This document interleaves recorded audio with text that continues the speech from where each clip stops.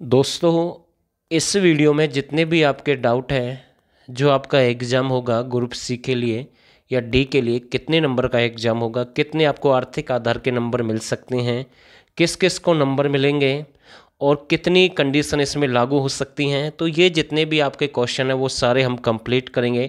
जब से मॉर्निंग में हमने एक वीडियो डाली है तभी से आपके क्वेश्चन बन रहे हैं कि सर अधिकतम कितने नंबर हो सकते हैं, कितने नंबर एग्ज़ाम में लेने ज़रूरी हैं। तो जितने भी सारे डाउट है वो क्लियर करूँगा इस वीडियो के माध्यम से। तो आप सभी इस वीडियो के साथ बने रहें और आपको रियल में वीडियो अच्छी लगे तो आप इसे लाइक ज़रूर कर देना और जो नए साथी हैं चैनल को ज्वाइन या सब्सक्राइब कर लेना एक बार। और दोस्तों, पहले जानकारी से पहले आपको मैं कुछ दिखाना चाहता हूं ताकि आपको ये पता लग जाए कि हरियाणा सरकार के पास वैकेंसी है या नहीं है, या फिर रोजगार देना चाहती है नहीं देना चाहती। ये डाउट भी आपका क्लियर होना ज़रूरी है। तो देख लेते हैं इस वीडियो के माध्यम से। दोस्तों, ये आज के पेपर की न्यूज है। हरियाणा के सरकारी जो डिपार्टमेंट है, बोर्ड है, निगम है, विश्वविद्यालय में 3.32 लाख, कम से कम 3.25 लाख और थोड़ा सा ज़्यादा ही है, कम नहीं है।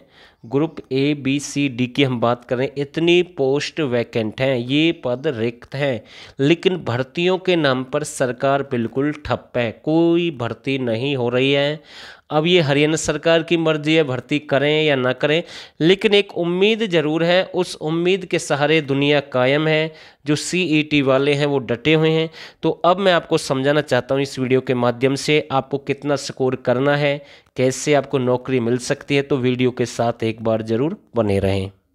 दोस्तों, आपके दो एग्ज़ाम होंगे, एक तो आपका डी के लिए होगा, एक सी के लिए होगा।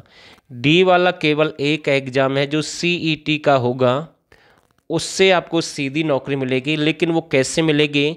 जिनके घर में नौकरी नहीं है उनको सरकार सीईटी का जो पहला एग्ज़ाम होगा, या फिर या आपका यानी कि सी पोस्ट के लिए है या फिर डी के लिए है जो एग्ज़ाम होगा, उसमें आपको अधिकतम 5 नंबर अलग से मिल सकते हैं आर्थिक आधार के। अब ये 5 नंबर किसको मिलेंगे? जिसके घर में एक तो नौकरी नहीं है और जिसकी यानी कि फैमिली आईडी, परिवार पहचान पत्र में जिनकी इनकम 180 यानी कि 1,80,000 के बराबर या फिर उससे कम है, वो ही 5 नंबर ले सकते हैं, वरना 5 नंबर नहीं मिलेंगे। चाहे आपके घर में नौकरी भले ही नहीं है, लेकिन आपकी फैमिली आईडी में जो इनकम है 180 से ज़्यादा है और घर में नौकरी भी नहीं है, तो भी आपको नंबर नहीं मिलेंगे। ये नया नियम सरकार की तरफ से बनाया गया है। ये केवल उनको ही मिलेंगे, फैमिली आईडी में इनकम कम होनी चाहिए और घर में नौकरी भी नहीं होनी चाहिए, तब आप 5 नंबर ले सकते हैं।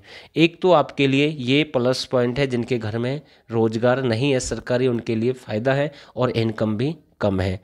दूसरा मैं आपको बताना चाहता हूँ, आपका जो डी के लिए जो पहला एग्ज़ाम होगा वो 95 नंबर का एग्ज़ाम होगा।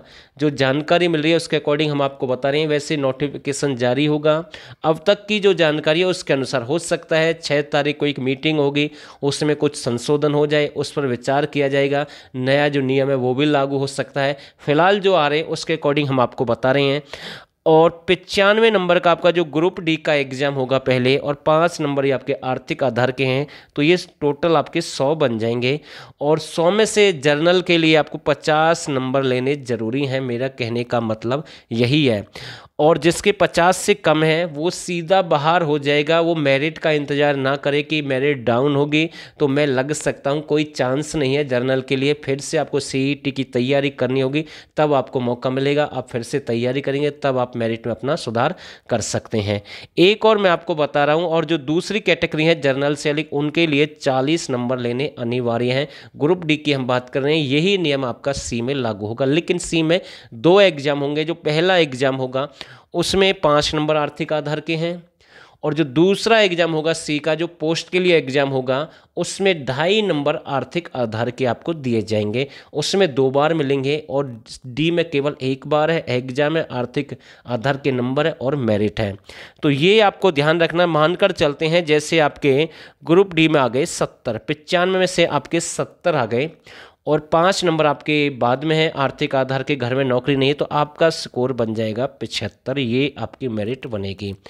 और ऐसे ही जो सीईटी का दूसरा एग्ज़ाम होगा, सी की अगर हम बात करें, जो पहला एग्ज़ाम होगा, जो आपका 95 का जो पहला एग्ज़ाम होगा उसकी हम बात कर रहे हैं, और उसमें से आपके जितने नंबर आएंगे वो और आर्थिक आधार के जो नंबर है वो जुड़कर आपकी मेरिट बनेगी।